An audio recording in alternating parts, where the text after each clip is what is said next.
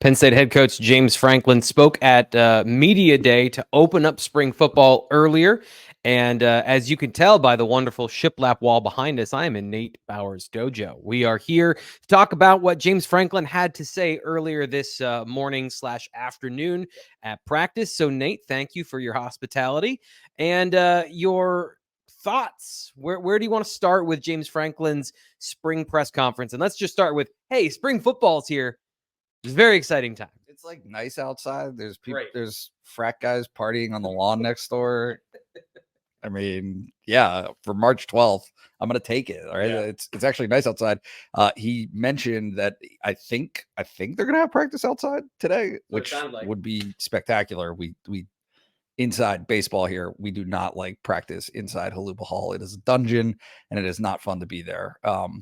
So looking forward to spring practice this afternoon. I think we should start where we always start, right? Which is Drew Allar.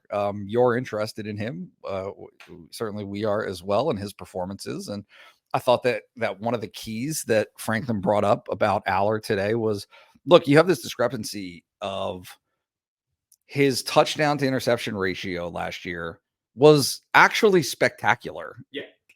It was really good. And so Franklin, I'm not going to say that he critiqued it, but in his kind of under the radar way was like, hey, if you read about Drew's season, you would come away with this impression that he didn't have a good year.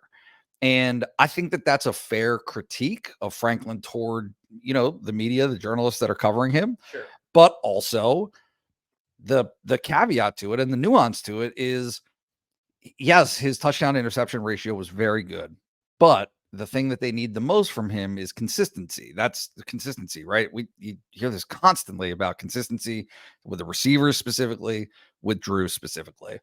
And if you go back and look at last season, I mean, that's it. That's the story of last season for Drew Allar, is that he was really good. And even in some cases above good, right? Great in some instances, for 10 games, right? He really didn't have horrible games outside of the games that they lost. Yeah.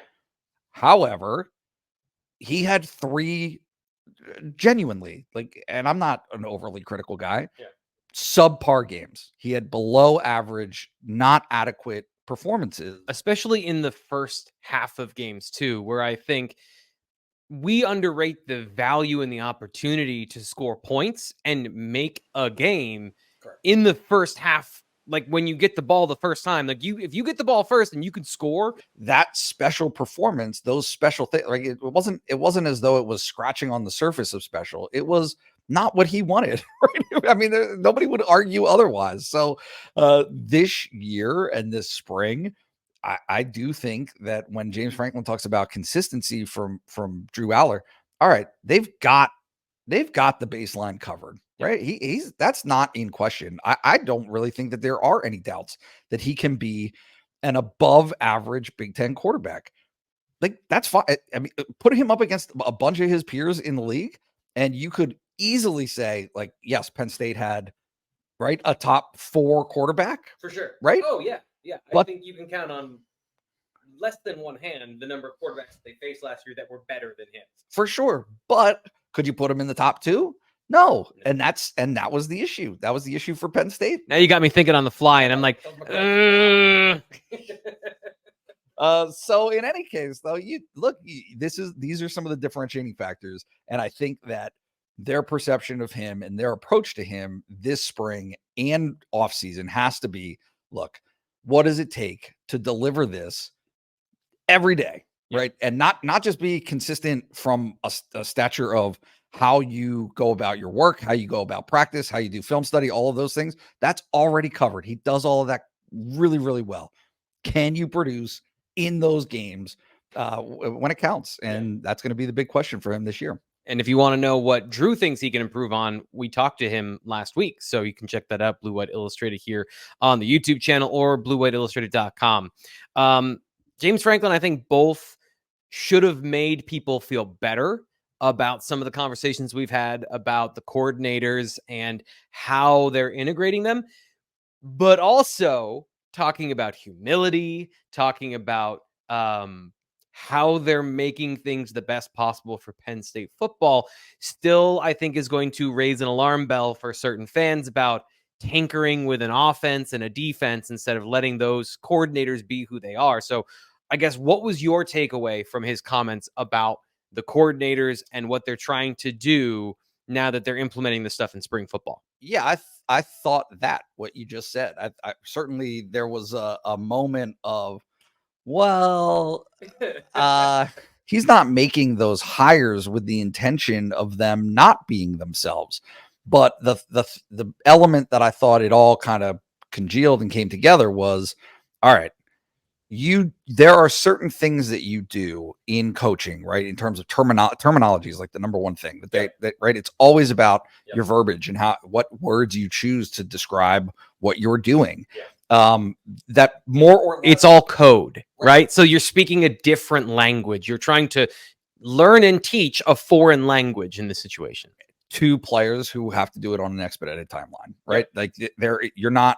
And so a lot of January and February for this coaching staff, when he says painstaking, it is literally, why did you call this, right? Yeah. Like, it's not an issue of what you want to do. It's, why did you call this? What was the intention behind it? How do these things play off of each other and marry with each other? In terms of terminology, and in what areas can they get better? And so if you're doing that on just the offensive side of the ball, okay, like that's hard to do, and something Penn State hasn't had to do for 3 years. If you're just doing it on the defensive side of the ball, right? Fine. Yeah. But they have to do it for the entirety of what they're doing, right? Yeah. So offense, defense, special teams. We've only got a couple minutes here left, so we're going to skip ahead to some of the things that we thought were interesting from a player position standpoint. Offensive tackle, he went through the depth chart, basically, and gave us some insight and some information that we didn't have about what's coming at offensive tackle. So what stood out to you about that conversation? Drew Shelton's out. There we go. That's the big thing. For spring football, he also gave like a rough timeline that they won't have him for spring football, and then followed it up with Garrett Sexton won't be there as well. Yep. Again, he must have, I don't know if somebody like gave him a cookie this morning or like somebody gave him a compliment. He was just in a great mood and was willing to share. Yep. That's really what happened. Like, he just seemed like he was willing to talk about a lot of these things that he would normally not offer up individually. So from the tackle perspective and the competition, what stands out to you about that group that you're looking forward to when we go check out practice later today? Yeah, so two things. One is so if what I suspect is what happened, that he was truly reading off of a depth chart that he has for himself, right? He's got a cheat sheet. Yeah. I don't think it's too much of a bridge to cross to say, yeah, he was literally reading a depth chart that he has for those positions. His first name was JB Nelson. So JB Nelson from guard to tackle, right? And you knew this, like this was all understood last year, that JB had that cross training amongst, I mean, really he could play all of the positions on the offensive line.